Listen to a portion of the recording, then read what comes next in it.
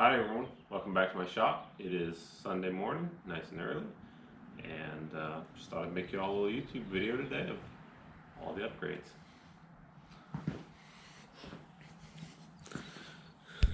So I guess let's start with the most significant change. In the last video, there was obviously a lot of wood and stuff and crap here and foam on the walls, and I discussed that I did not like that. Well, there wasn't a ton of progress for a while, but I did win the discussion of the foam on the walls with my father.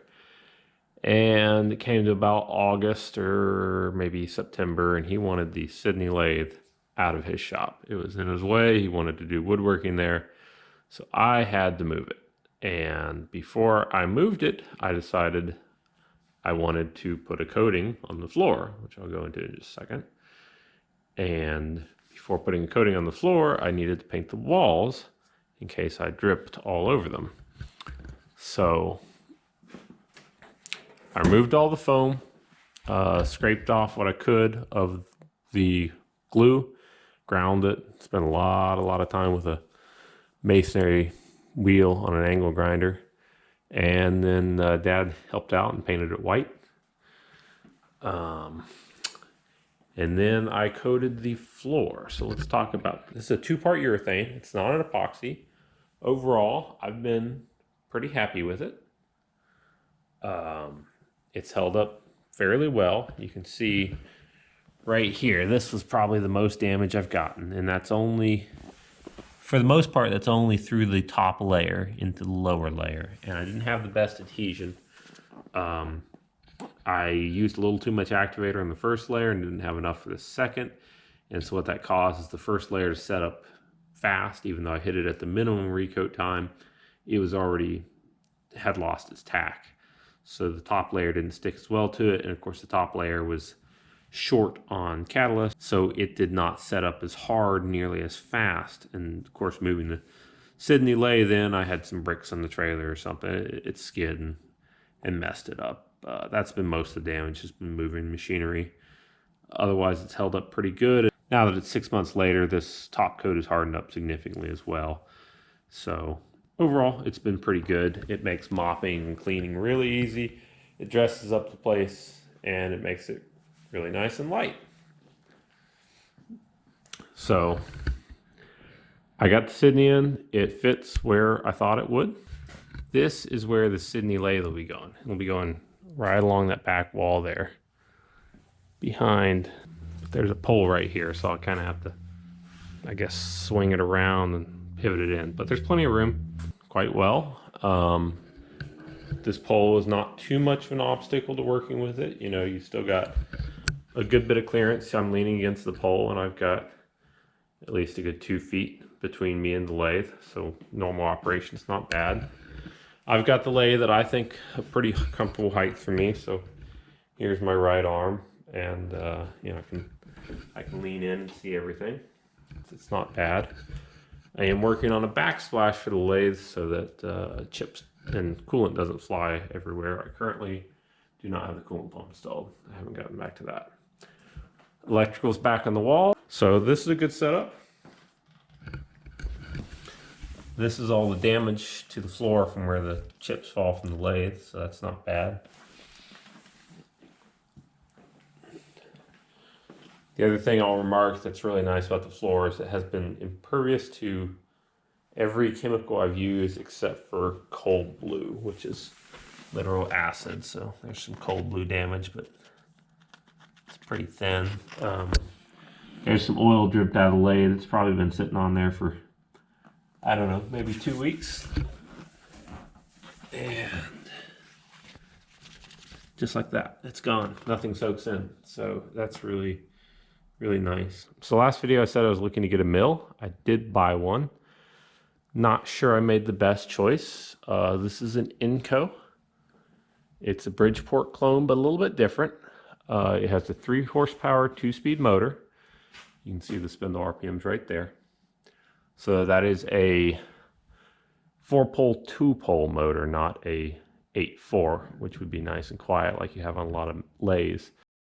This motor turned out to be quite a bust. I couldn't properly test it at the seller's facility. He had it on a static phase converter and it kept blowing up caps when we were testing it. It had already blown up one and we put another in, it blew it as well. I wasn't sure if that was the motor or the static converter because I don't trust those things as far as I can throw them. Get it home, hook it to a 10 horse rotary phase converter, and turn it on, and immediately smoke is coming out of it. I mean, within like a tenth of a second. So it was bad. Took it apart, bad windings. He'd burn it up with the static converter.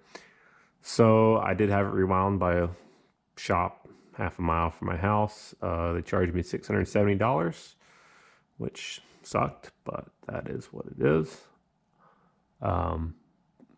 As you probably heard, it sounds quite good in high speed, which was not what I expected, and sounds quite terrible in low speed, also not what I expected. So unfortunately, in the speed I'm going to want to be in most of the time, I got to listen to that. I got to listen to that warble. So I'm not overly pleased about that, but at the same time, I can probably live with it. So this, basically just goes faster than a normal one. So this is pretty close to your standard Bridgeport range, a little bit different there, a little bit different there. Bridgeports, I think, are 660, 1100, 17, and 2700, 2720. So they shifted the belt pulleys around. You can kind of see it's not really a linear flow to them, and I'm assuming that's so that these speeds in high gear kind of nest in between better. I'm not really sure. It doesn't seem like the best, most even range to me. I thought that this would be an absolutely great setup, but as I'll show you in just a second when I turn it on, it's not. So if you hear me over the phase converter, this mill head really is quite noisy. That's low. Obnoxiously loud warble. That's high. I can handle that. And it's super loud switching between the two. Whip. Reverse. Possibly even more noisy.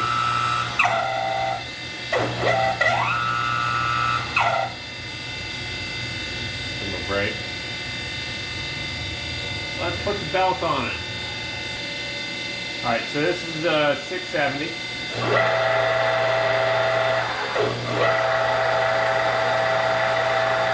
Kind of noisy. 50. And do 1700 as well. That's pretty noisy.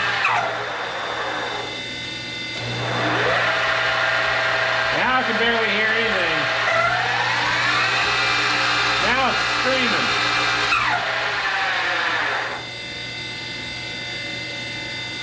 But check this out. Put it back here, right? That's not bad. I can live with that. Still not that bad. Pretty noisy.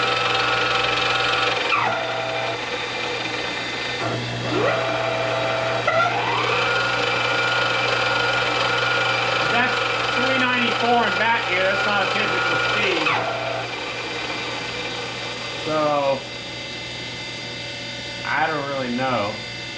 It's pretty obnoxious, but I'll try and replace the bearings that are bad and go from there. That's really all that I can do. The back gear lever is actually pretty neat because instead of Bridgeports, it's all one motion. So that's back gear, and that is open belt.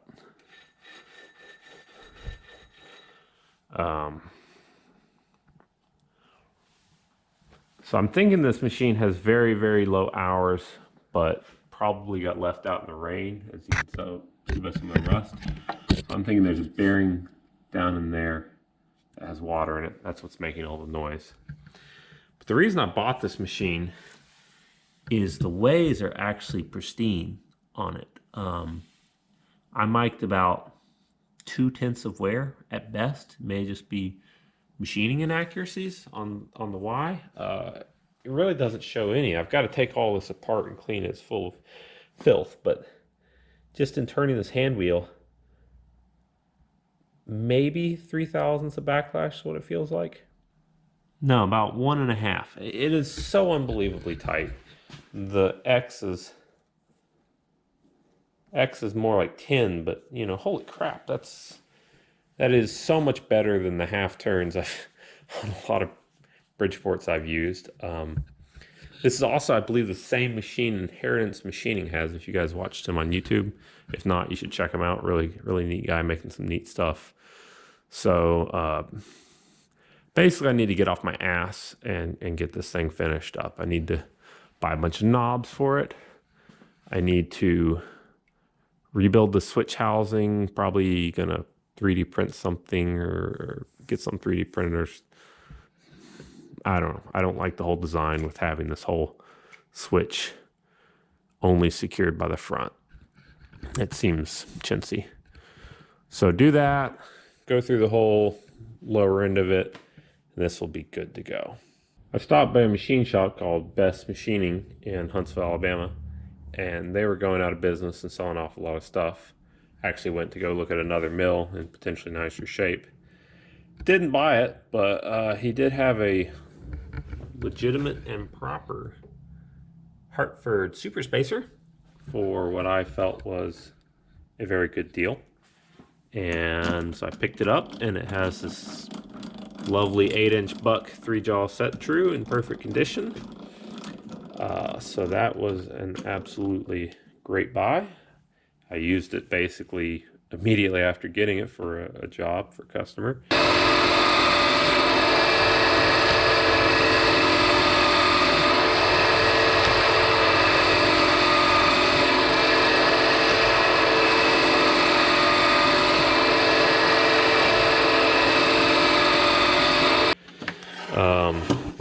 In talking with my friend Matt out in California, he told me he had a bunch of plates for it, so I picked up a bunch of plates. Most of these are repeats, but you know, they don't really do anything except speed up a job. They just prevent you from going in except in these notches, so it just allows you to go quicker and not worry about messing up. But you can do anything with just the master plate. Those just make it faster. Also, while I was there, he had a Vertex rotary table. Seemed to be in very good shape. Looks like I paid about $275 for that. So needs a little bit of Loctite on the handles, but otherwise very, very happy with it. It's a 10-inch, which is nice because I can lift it horizontal, vertical. Has the vernier. No dividing plates or anything on this one, unfortunately, but between the Super Spacer and the Vertex, there's not too much that I can't do. So I could either get a dividing setup for either one of those or get a proper dividing head, and I'd be pretty much fully covered on 4th axes for the mill. In my last video, I said I was planning on buying a forklift. Obviously I did. Maybe I shouldn't have. This is a Clark C20, 2,000-pound lift, 48-inch forks. 41-inch forks. Just a wee baby of a lift. I bought this one for a very specific reason, and that is that it is a triple stage, full free lift forklift, which is very, very rare for this era of machines. Almost all of them, you'll see that they're, I guess, a double stage. So as the forks lift, the mast lifts. And this one does not start lifting the mast until the fork bracket hits all the way up here. And it doesn't have any extended guard, doesn't have any extended hoop guard that I would have to cut off. I've already taken the roll cage off because it literally will not fit under my garage door and the piping there. My head just clears, maybe. I have not really been on it. As you can see, it doesn't have any wheels on it yet. It does not move. It does run. When we bought it, it did not run, but we got it running there. To try to drive it out, discovered the brakes were locked up, and that has been a whole debacle. But I've already been using it a bit just as a static lift. It really needs a good pressure washing. The fork carriage tends to stick up at the top, and I have to come along and pull it down. But It doesn't look like the main hydraulic cylinder needs rebuilding or anything. Came with 2 propane tanks. First one, I have not run it out yet, so maybe okay on that. Yeah, I'll fire it up here in just a second. But it seems like a pretty good little machine. It's only 32 inches wide, so it can fit through a standard 36-inch door. It's really short and small and just the absolute right lift for me. I just need to finish getting the final drives fixed. So to start it, pull out your air filter because you don't have one. Check that your propane is on. It is. Pull up the choke. Flip the battery master to on. Key on. Get ready on your choke. And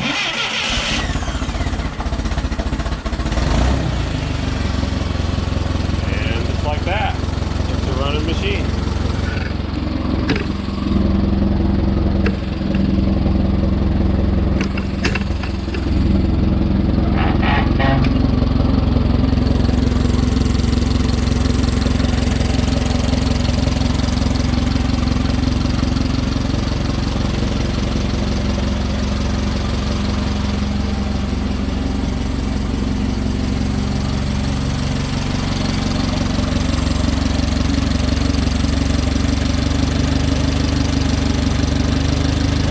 Nice little bit of choke.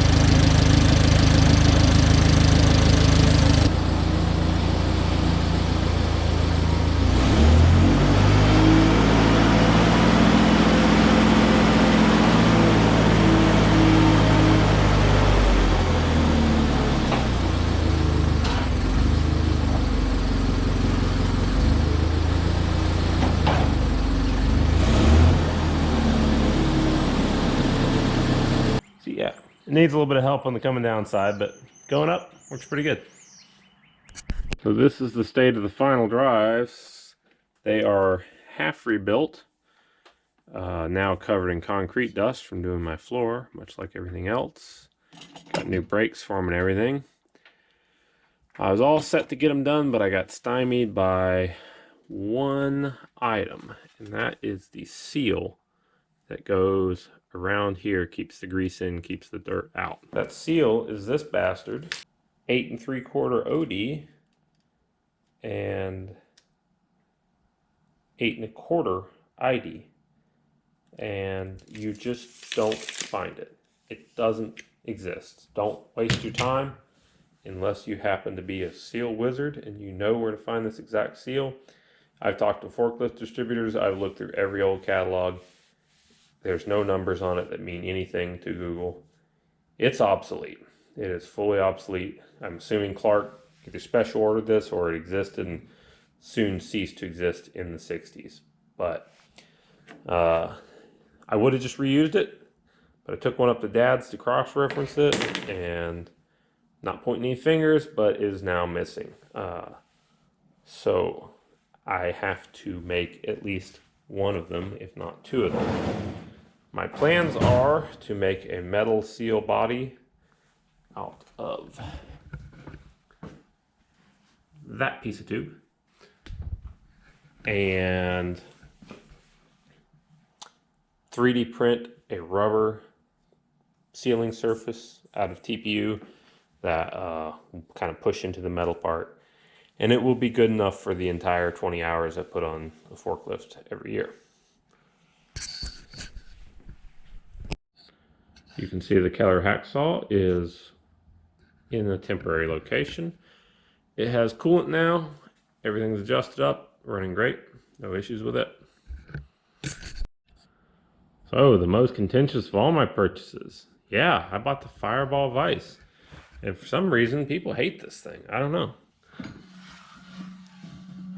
Seems pretty nice to me. So this is the Taiwan version. I pre-ordered it in early September, I believe, and it showed up mid-February. And I built a little stand for it out of some 5/8 plates I bought from Mr. Best and some 1-inch rebar Dad had kicking around and some little rebar, and I've already been criticized for the style. Some people think it's very hipster and punk or whatever. I don't really care. It was built out of scrap because scrap is free. So I have basically $0 in this whole stand other than scrap metal prices basically. Mounted it down with some old planer bolts. So what are my opinions on it? I think it's a good damn Vise. I think Jason really knows his engineering, or I wouldn't have bought it.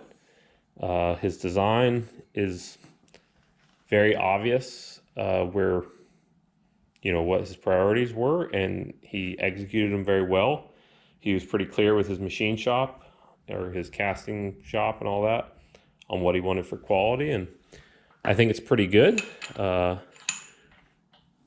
My complaints with it overall are very, very minor. My first complaint would be I don't really love the jaws. I don't like how it's catching you compared to my dad's Prentice. It's rising up on all sides. You've got a sharp corner there that you could catch with a hammer.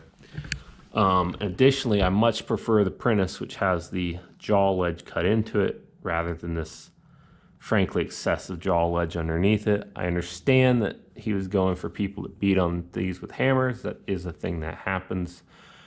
But, you know, as you can see, his was excessive even with hundreds of hits from an 80-pound hammer in his video. That's just not realistic. So I prefer the jaw inset. If he did that, he could have got a lot more jaw height out of this, which would be better for doing hydraulic cylinder work when you put a lot of torque on it and it's digging into the top and bottom. With that being said, I have no concerns at all about ever breaking this vise.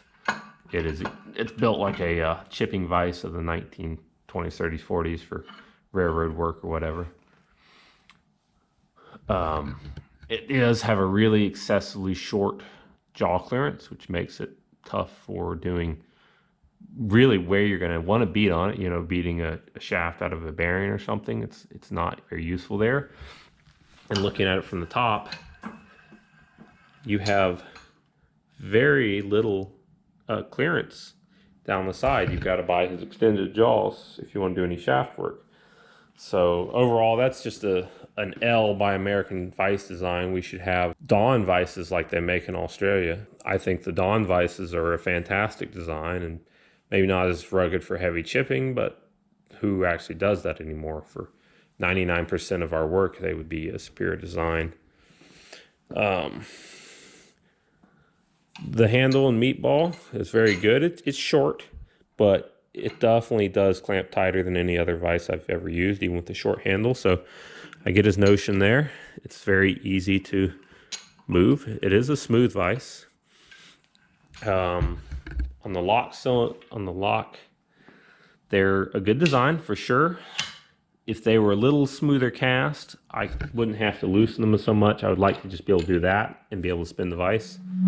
But it catches, it gets tight because the casting is not completely uniform.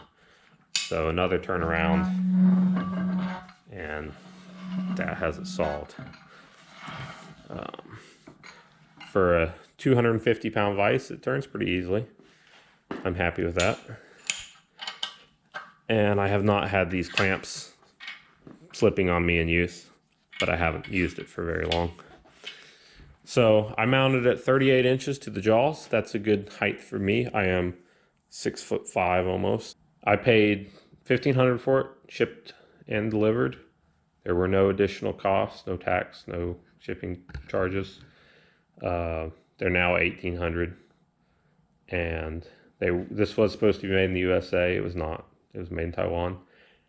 As I said, the quality doesn't seem to be affected. The jaws are very hard. The machining looks very good. There's not much more I'd ask for. I do like to support American manufacturing. I'm not a fan of the race at the bottom, but there are no USA made vices for a fair value that are a good vise, in my opinion, right now. So this is what I went with. Didn't want to have to fight all the vise collectors over some crappy old junk that I'd have to weld up the jaws and rebuild. Just figured I'd bite the bullet, get something new, support a creator I like, and I'm happy with my purchase. If you're wondering about this opening shot and what I'm sitting on,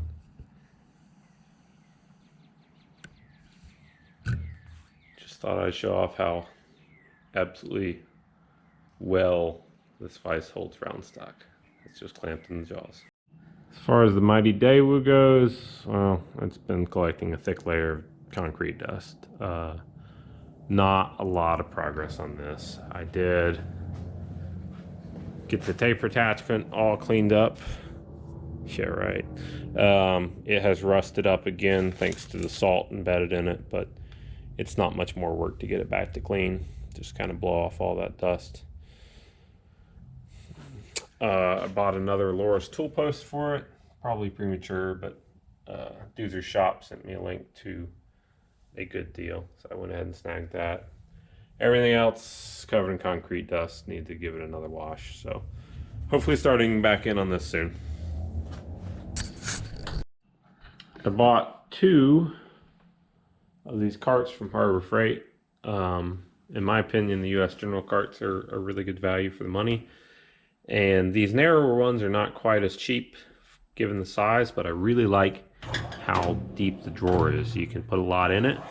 Also, they have a smart layout of drawers. They've got some thin ones up top for your micrometers and stuff where you don't need a thick drawer.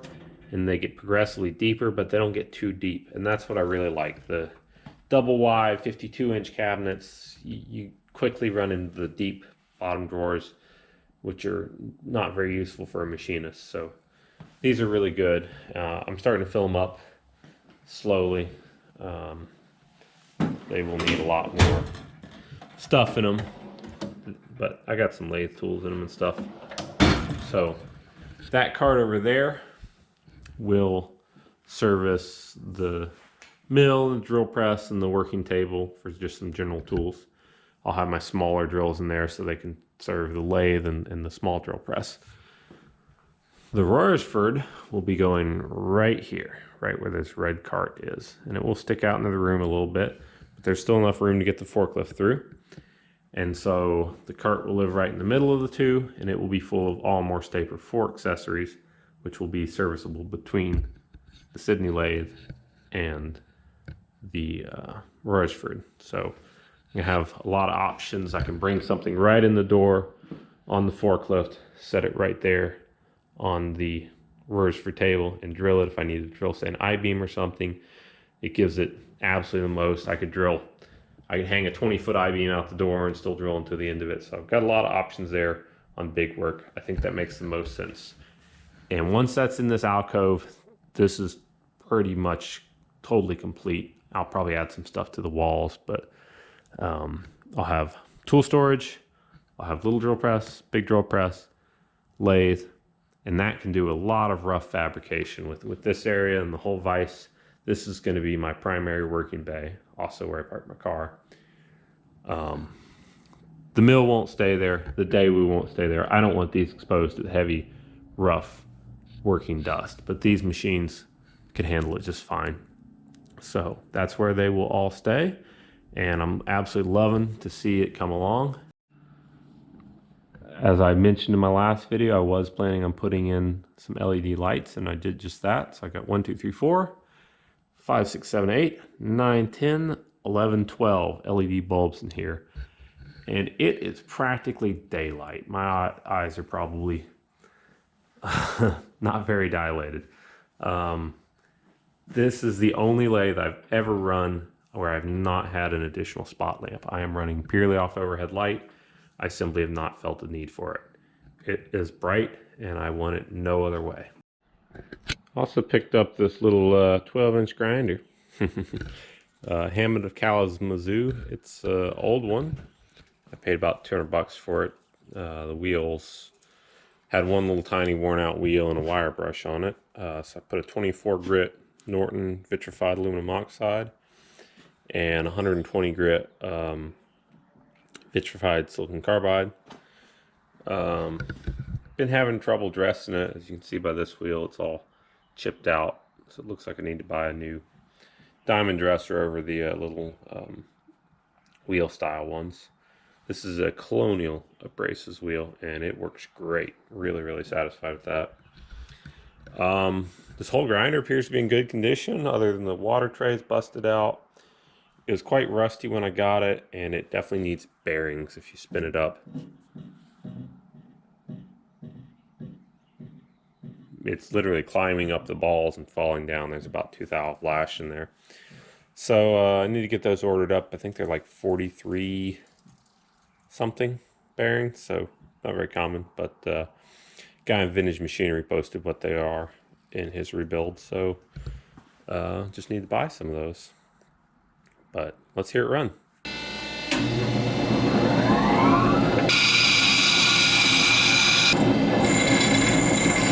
I'm actually planning on machining the front of these rests to where I can have a sliding single point grinder. I think would work really, really well. You also can't tell you've turned it off because it just keeps on running for the next 5 minutes or so. It's pretty long.